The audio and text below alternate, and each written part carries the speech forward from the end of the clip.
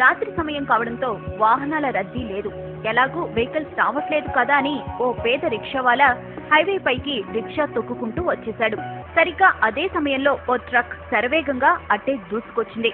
Truck driver రిక్షావాలాను గమనించేంత time లేదు. Break వేసేలోపే ప్రమాదం జరిగే పరిస్థితి వచ్చింది. సరిగ్గా అదే సమయంలో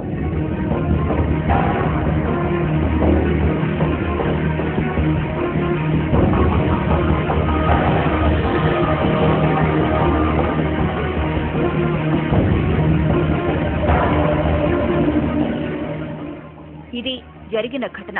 ట్రక్ డ్రైవర్ ఖచ్చితంగా ప్రమాదం జరిగిందని, తాను ఎవరినో గుద్దేశానని భావించి గబగబా ట్రక్ దిగి వచ్చాడు.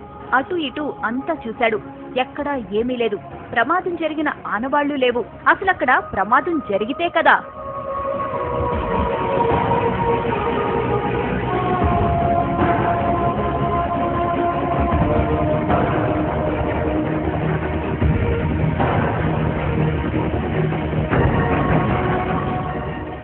రిక్షావాలాను రక్షించిన అదృశ్య శక్తి అతన్ని రోడ్డు పక్కన విడిచిపెట్టింది.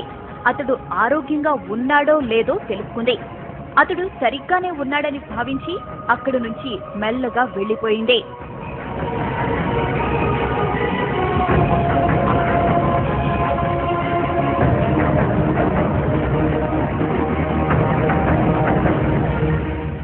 ఇంతకీ ఆమె ఎవరు? అంత వేగంగా ఎలా వచ్చింది? ప్రమాదం జరగకుండా ఎలా అడ్డుకోగలిగింది? ఆమె రాగానే మెరుపు ఎందుకు వచ్చింది? ఇలా ఎన్నో అనుమానాలు, ఎన్నో అంతు చిక్కని ప్రశ్నలు.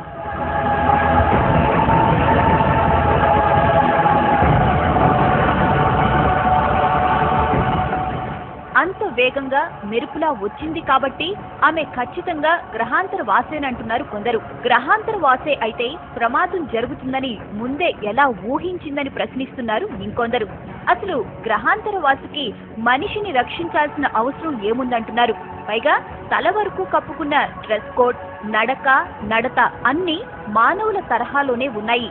అందుకే ఆమె గ్రహాంతరవాసి అనేందుకు అవకాశాలు లేవంటున్నారు ఇంకొందరు.